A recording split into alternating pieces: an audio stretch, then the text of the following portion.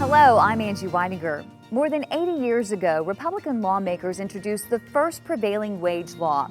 It was designed to stabilize and support local economies and prevent unfair bidding practices on public construction projects. Today, efforts are afoot to repeal prevailing wage in Missouri.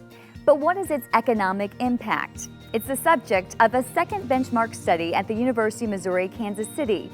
It's raising eyebrows about the repeal effort.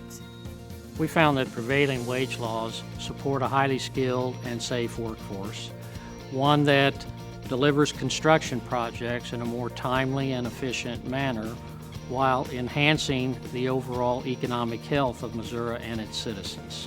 I am an open shop construction worker, and repealing prevailing wage just makes it that much harder for me to be able to contribute back to my community. We need to have skilled construction workers in this state, and the only way we can accomplish that is if they can make a good standard of living. We lose that standard of living, we lose our quality workers.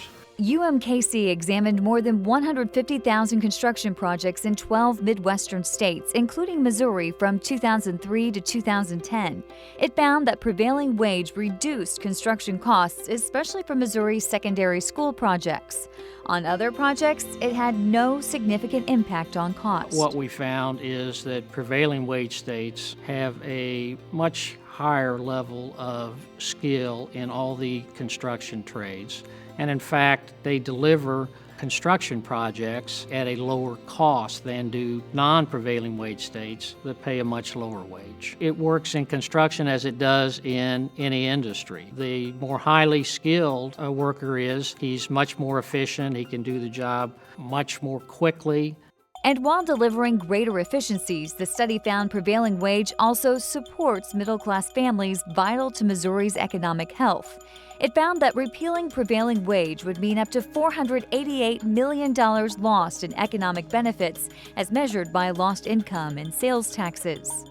It's not just the dollar. That has a multiplier effect. For example, the incomes of construction workers in Missouri are reduced, then they have less money to spend. And so that has a multiplier effect on other businesses. This impact spares no quarter of the state. Repeal means Southwest and Southeast Missouri stand to lose a combined $13.5 million in economic benefits.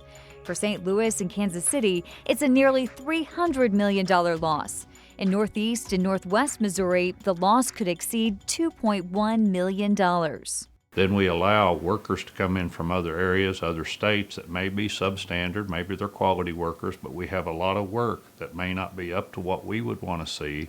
And then they come in, take our money, and go back where they come from and spend it. So none of that money stays in Missouri for our families, for our state to realize the gain from. If there's less income being spent in a community, that means that the sales tax collections for the state and the counties and cities will be less. In addition, because incomes are being reduced throughout the state, income tax revenues to the state of Missouri will also be reduced as well. Open shop construction worker Matt Eft and his wife are raising their 2 children in Ozark, Missouri. A repeal of prevailing wage would severely impact his ability to support his family. Prevailing wage ensures a solid middle-class lifestyle that the state depends on. It makes it a lot easier for me to pay my bills, make sure I have groceries on the table, give my kids healthy food, it keeps my daughter in ballet, my son's in t-ball. So it just really helps out on being able to make sure that I can take care of all that without having to stretch every dollar. The way of life for these tradesmen, many of whom only work 12, 14, 1,500 hours a year because it's seasonal work to begin with, would radically change. And so that means their standard of living changes, their ability to have insurance changes, their ability to put their children through school changes, the opportunities afforded their family radically different. And that's what these laws have been put in place to support. Well, repeal of prevailing wage would substantially reduce the coverage of retirement benefits. And if those retirement benefits are not made, as we have observed in non-prevailing wage states, then they have no retirement benefits other than the safety net of Social Security. And so that burden then is going to fall on the taxpayers of the state in terms of increased public assistance and welfare.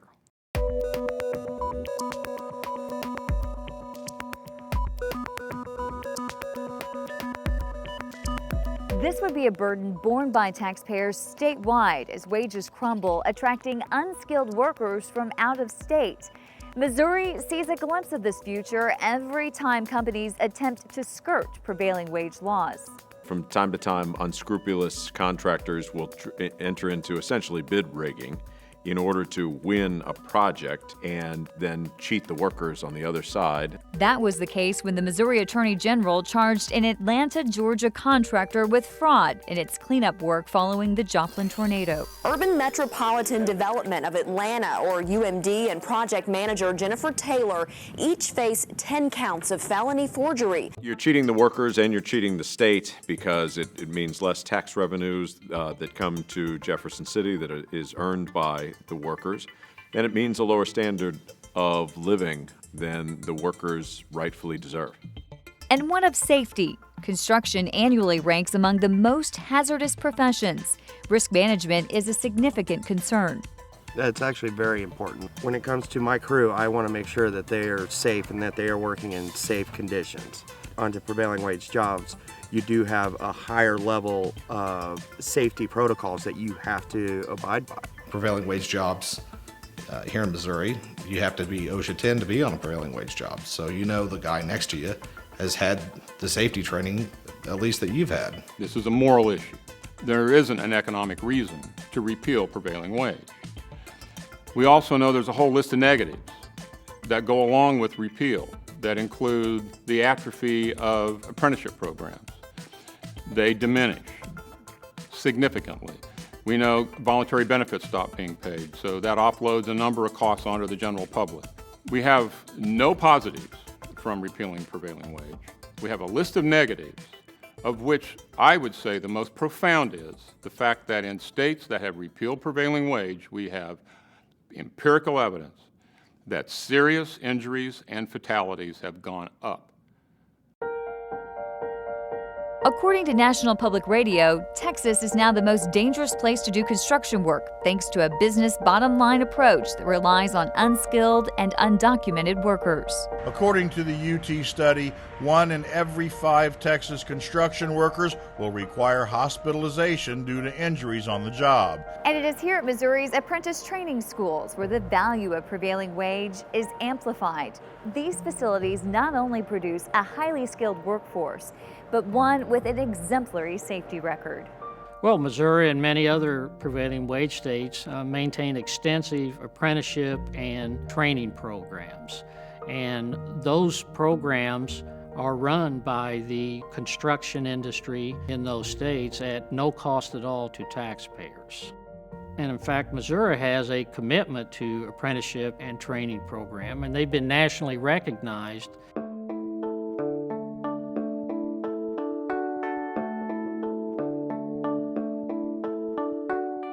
Years after prevailing wage first became a stabilizing force for local economies, it has come under attack.